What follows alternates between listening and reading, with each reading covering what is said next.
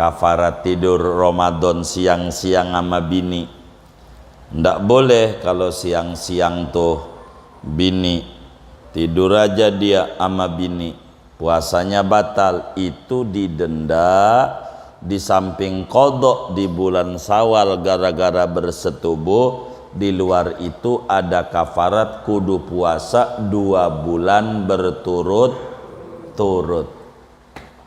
Udah dapat sebulan puasanya batal, angus, ulang lagi dari 1. Udah dapat 50 hari masang tenda, mabok banget, buka, angus, ulang lagi dari 0, 1 lagi besok. Begitu, gara-gara siang-siang tidur ama bini. Malam boleh, kata Quran, uhilla lakum lailatas siyamir rafatsu ila nisaikum, diizinkan, dihalalkan bagi kalian pada malam-malam hari bulan puasa tidur ama bini. Enggak apa-apa, buka pakai itu enggak apa-apa. Mah buka nggak ada apa-apa, udah itu aja dah, buka aja rok dah. Nah, boleh yang kaya. Gimana? Oh malam aja, kata Pak Jijai, malam aja kata. Nggak apa-apa, begitu. Kalau malam boleh. Apakah zikir tasbih, tahmid, takbir yang jumlahnya 33 juga ada pada sholat duhur, asar, dan isya? Kedua, kalau zikir tersebut ada pada sholat duhur, asar, isya, mengapa ada yang tidak melakukannya, bahkan tidak sedikit yang meninggalkannya? Baik, Imamun Nawawi di dalam kitab Al-Adhkar An-Nawawiyah, begitu juga As-Sayyidi Syekh Al-Habib Ali Khirid Al-Husaini di dalam kitabnya Al-Wasail Asy-Syafiyah menjelaskan aurad-aurad ba'da salat yang diajarkan oleh Nabi. Banyak. Apakah tasbih ini ada dalam semua solat? Secara jujur ada. Semuanya ada dalilnya. Semua solat wiridanto. Begitu. Ada 2 riwayat. Tasbih, tahmid, takbir.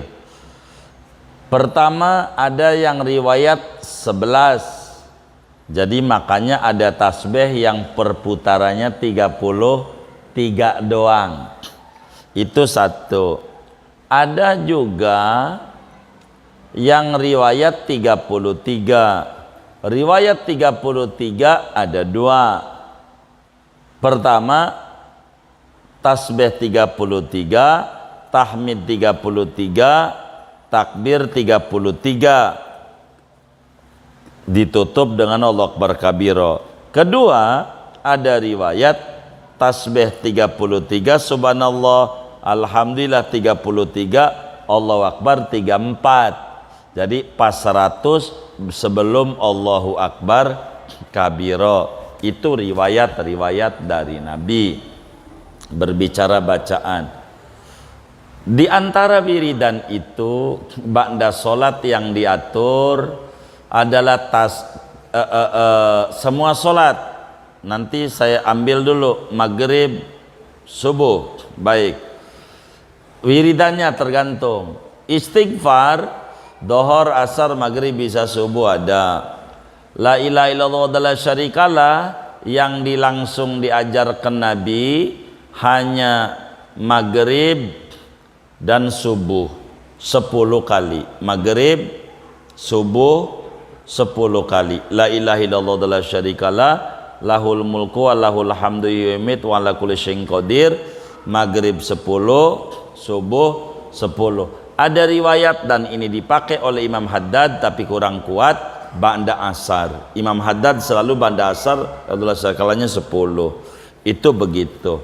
Kemudian Allahumma ajirni minan nar, atau orang kita dijamakan Allahumma ajirna minan nar. Ini khusus maghrib dan subuh. Maghrib dan subuh.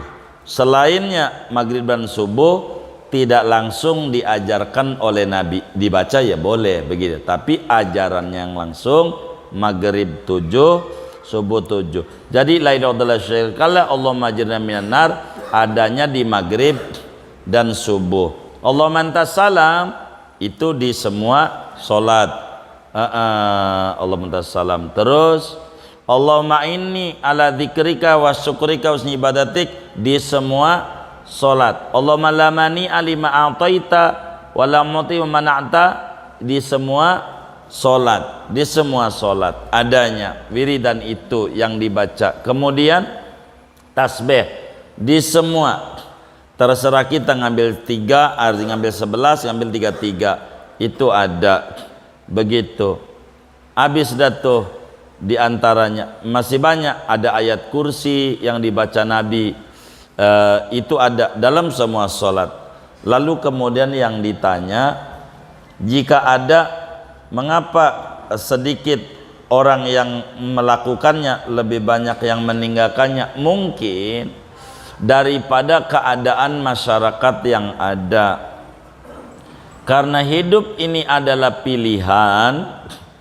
Begitu melihat kalau masjid di kampung yang orangnya nggak kemana-mana, ya dia habis sholat ngerem aja di situ, bisalah maksimal sekali untuk mengerjakannya begitu. Tapi kalau masjid-masjid yang pinggir jalan ini dengan mengajar berjamaah udah bagus, maka wiridan itu diserahkan biasanya kepada masing-masing, tapi tidak secara rame-rame begitu.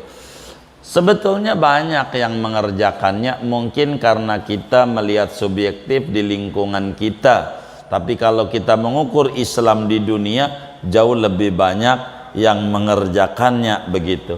Tinggal diatur saja di masyarakat itu, apakah mau dimaksimalkan wiridan itu.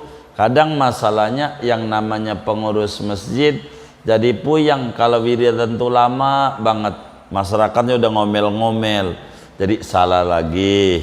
Makanya kalau kita mau ngamalin, silakan. Yang tasbih ini besar ganjarannya. Sebetulnya kalau tasbih, tahmid dan takbir ini mau tidur juga ada ajarannya. Mau tidur, Sayyidah Fatimah Zahra diajarkan oleh Rasulullah Sallallahu Alaihi Wasallam sebelum tidur baca tasbih 33, apalagi Alhamdulillah 33, Allahu Akbar 33. Habis itu baca kulhu 3, falak 1, An-Nas 1. Kalau kita baca ratib, habis sisa udah jadi aja. Karena itu udah masuk doa-doa keselamatan ketika kita tidur biar semuanya selamat. Itu diajarkan. Bahkan kalau baca tasbih 33, tahmid 33, Allah Akbar 33 sebelum tidur, itu alamat rezekinya makin berlimpah. Waduh, tendanya makin maju, dekornya makin maju kalau sebelum tidur baca begitu. Karena itu yang diajarkan Nabi untuk kemudahan kehidupan kepada Sayyidah Fatimah Zahra radhiyallahu ta'ala anha.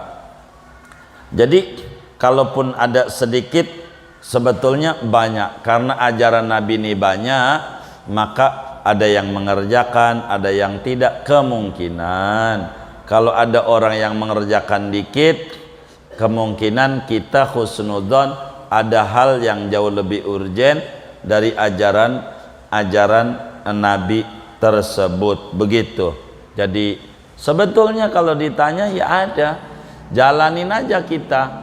Kalau kita sudah masyarakatnya jadi, tahu masyarakat jadi emang udah itu aja dan semuanya demen, hobi semuanya, jalanin aja itu sampai kelar. Mau dohor, mau asar. Jadi kalau dohor bacanya begini kurang lebih, Astagfirullahaladzim 3 kali, langsung Allahumma antas salam begitu. Allahumma la mani lima a'taita, Allahumma ini, nggak boleh tinggal Allahumma ini nih.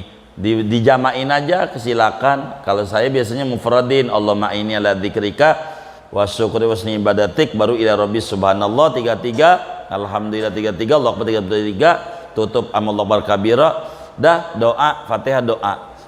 Itu begitu. Seperti apa yang sudah dibagikan buku tuntunan daripada sholat zikir, sholat 5 waktu. Itulah diantara yang ada. Kalau subuh dan maghrib jauh lebih luas, sehingga cukup panjang aurad-auradnya. Kalau kita demen, subuh itu yang paling tinggi di antara aurad adalah doa-doanya sesudah wirid yang ini nih, baca wirdul latif. Itu wirdul latif itu wiridan Rasulullah sesudah subuh. Ada satunya lagi namanya wirdul kabir. Itu apa itu wirdul kabir? Wiridan Rasulullah sesudah subuh. Ini kami belum bagikan sampai sekarang wirdul kabir. Kenapa? Kalau kami bagikan, kami bingung di Jakarta. Begitu dengan teman-teman yang super sibuk bekerja. Karena wirdul kabir itu real, dari mulai habis sholat subuh selesai wiridan itu baca wirdul kabir, rapi-rapi jam 7 baru keluar dari masjid. Begitu jam 7. Begitu. Ini mau yang udah doyan banget sama ibadah, luar biasa itu. Ada sih yang keluar juga tengah 8 itu karena habis sholat subuh tidur di masjid, gak ada yang bangunin gitu. Itu bukan karena wirid, karena tidur di masjid kagak ada yang bangunin, maka tengah 8 keluar dari masjid, bukan dari wirid. Jadi wirdul kabir nih wiridan Rasulullah yang cukup lengkap, dikumpulin semua habis sholat subuh oleh Imam Haddad. Yang kami bagikan itu wirdul latif dan ratibul haddad. Begitu. Itu paketnya pas. Kalau saudara pahami, bila di ratibul haddad la ilaha illallah wa la syarikalah sebagai bacaan pertama, itu di wirdul latif bacaan terakhir. Kalaupun ada tambahan doa Nabi Khidir bismillahi masyaallah, ini tambahan tidak langsung dari Imam Haddad. Imam Haddad mentok di la ilaha illallah la syarikalah. Bila di ratib haddad terakhirnya kulhu falak anas, itu menjadi bacaan pertama wirdul latif. Jadi maketnya begitu, maketnya. Dulu kami bagikan juga wirdul latif itu, namun melihat masyarakat kebingungan, mau tidak mau kami ambil satu, maka yang kami ambil ratibul haddad dengan aurad sholawat bastu rizki supaya tergabung semuanya. Maka ratib haddad itu pun sedikit banyak walaupun tidak seluruhnya mewakili bacaan supaya kita diberi keluasan rezeki, sehingga sholawatnya menggunakan bastu rizki yang ada di ratib haddad yang saudara pegang. Begitu, agar supaya saudara nggak kebingungan. Sebetulnya wiridan yang paling cakep habis subuh, kalau saudara demen pengen luar biasa, wirdul latif. Karena malam itu dari maghrib sampai subuh ratib haddad punya waktu, dari subuh sampai sore wirdul latif punya waktu. Begitu real aturannya. Cuman karena kebingungan, maka mau tidak mau kami harus menyingkat satu supaya tidak begitu merasa diberati oleh aurad-aurad kaum salihin yang sebetulnya manfaatnya banyak. Ala kulli hal, silakan saja diamalin. Bagi imam amalin itu wiridan tasbih itu silakan jangan ditinggal, karena itu adalah aurad-aurad dubura kulli shalah daripada Rasulullah sallallahu alaihi wasallam. Adapun orang meninggalkan, banyak kalau mau ngomentari orang, ada yang meninggalkan ba'diyah, ada yang meninggalkan ini, ada yang meninggalkan tahajud, ada yang meninggalkan duha. Banyak kalau ngomong sunnah-sunnah Nabi yang banyak ditinggalkan. Tapi tugas kita ini merapihkan diri kita, mana yang kita keburu amalin dari ajaran Nabi, amalin pelan-pelan setahap demi setahap agar supaya kita menuju sebuah kesempurnaan. Kurang lebih demikian. Tapi intinya ajarannya ada. Begitu. Cuman biasanya kenapa orang meninggalkan, kemungkinan terbesar sepanjang yang kami tahu, karena di kota-kota besar itu kalau udah dohor asar terlalu repot mereka, sehingga dengan waktu kerja yang minim. Jangan sampai mereka dipecat oleh bosnya gara-gara mereka terlalu lama wiridan dalam sholat. Padahal kalau mengerti negerinya Islami kayak di daerah-daerah itu normal wiridan itu sampai kalau mau maghrib subuh ditambah laqad jakum 7, maghrib laqad jakum 7, subuh. Kita banyak disingkat-singkat, itu luar biasa. Sama kalau mau mengkritisi tahlilan itu yang paling afdol adalah la ilaha illallahnya 100. Di Jakarta saja kita ngalamin 33, lewat dari 33 mulai batuk jamaahnya. Kalau lewat 33. Kalau di daerah mohon maaf bisa kalau tahlilan tuh bisa 200, bisa 500 tiap tahlilan. Nggak ada itu tahlilan 100 tuh kalau malam 1, 2, 3 200, bisa 300, kadang 500 baru nutup tuh la ilaha illallah. Itu di daerah begitu. Nggak ngalamin sampai detik ini di daerah Kabupaten Tangerang, di Serang, Cilegon 33 enggak ada. Apalagi di daerah Pandeglang, nggak tahu tuh di Cilegon tuh. Kalau di Pandeglang hadorot paling dikit kudu 100 hadorot. Jadi dari jam 8 nih kita mulai tahlilan sampai tengah 9 belum kelar. Ila hadrat Syabdul Qadir Jilani Al-Fatihah. Satu wali satu Fatihah. Pokoknya ada 200 wali ya 200 Fatihah. Lah belum tahlilan Yasin belum. Kalau di Jakarta insya Allah udah pulang itu jamaahnya. Kalau di Jakarta kira-kira mau diamalin ya silahkan. Begitu. Itu begitu. Kalau nggak begitu nggak mau. Kudu wali ini sebut semuanya.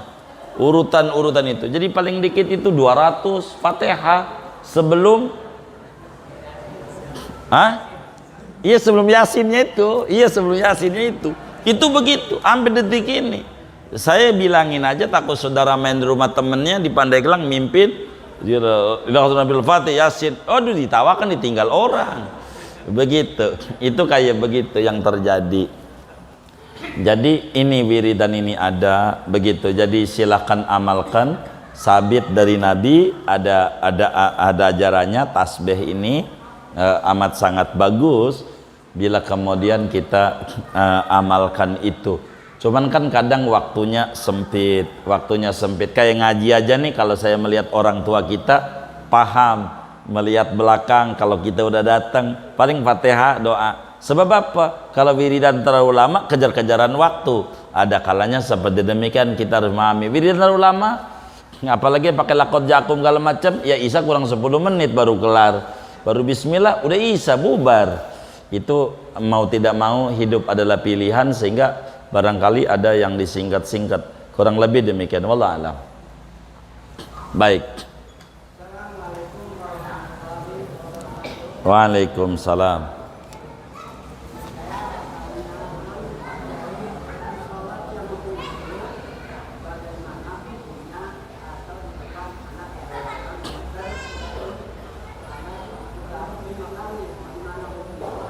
Apa tuh?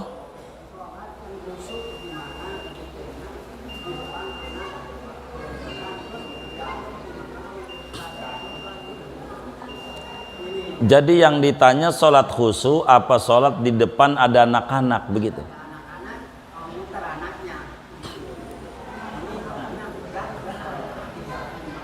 Iya, jadi yang ditanya nih hukum garuk-garuk sampai 5 kali apa sholat khusyuk?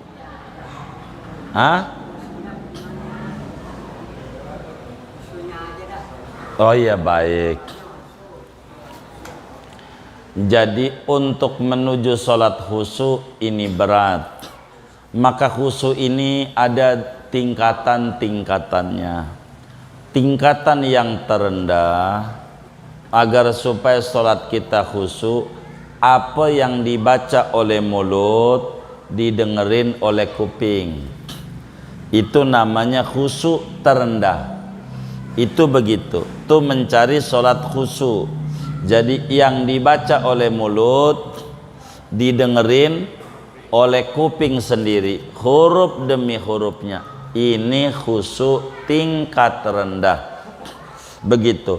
Untuk menuju lebih lagi supaya kita khusyuk, di depan kita anggap ada mertua kita. Di depan kita ada mertua lagi duduk lihatin sholat kita. Kira-kira kita mau kebut enggak? Enggak. Kita khusyuk. Baru kalau udah bisa kita ngomong di hati, itu mertua kagak punya surga, tapi kita bisa khusyuk. Masa ama Allah yang punya surga kita enggak khusyuk? Emang tinggian mertua ama Allah. Ini cara-cara untuk menuju sebuah kekhusyuan dalam sholat. Latihan ketiga supaya kita khusyuk adalah setiap sholat gerakan yang ada hati bicara. Bagaimana hati bicara tuh?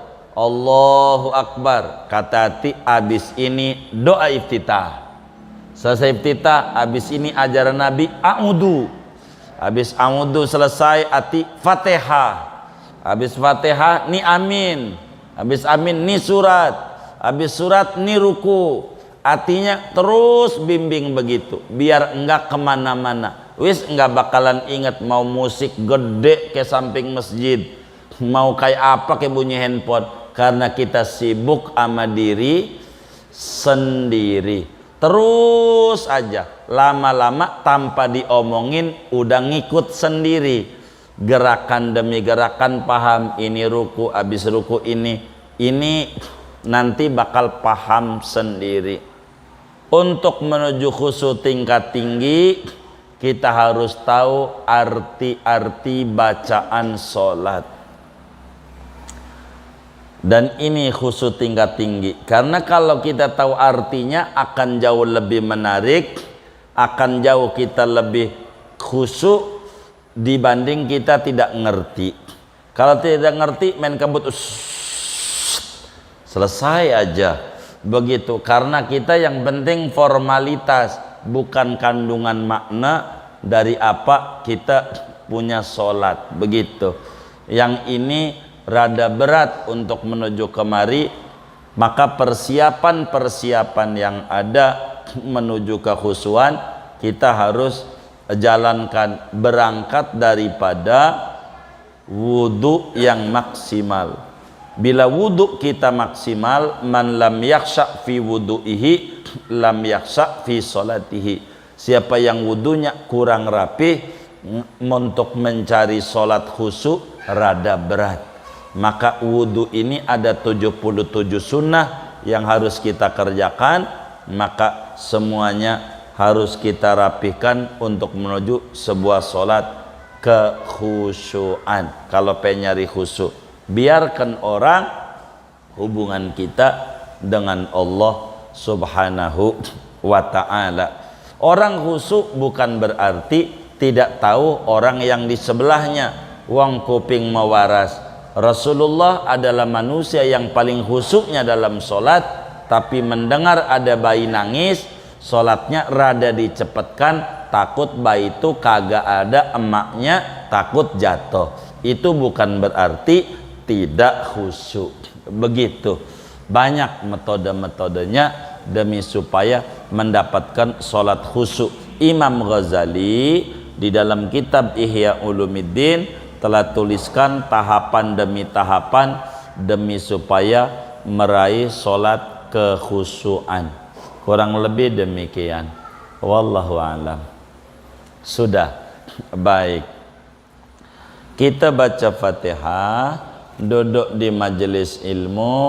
Moga-moga kita semua diberi limpahan barokah, ilmu-ilmu kita barokah, usaha-usaha kita barokah, rezeki kita barokah, keluarga kita barokah, anak keturunan kita barokah, lingkungan kita barokah. Allah beri kita semuanya barokah dunia dan barokah akhirat. Amin. Al-Fatihah.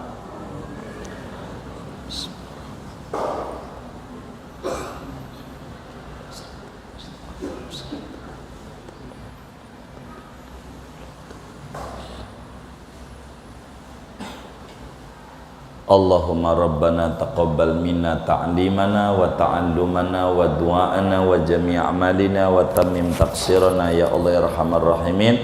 Sallallahu wasallam ala khairil khalqi Muhammadin wa ala alihi wa sahbihi ajma'in walhamdulillahi rabbil alamin.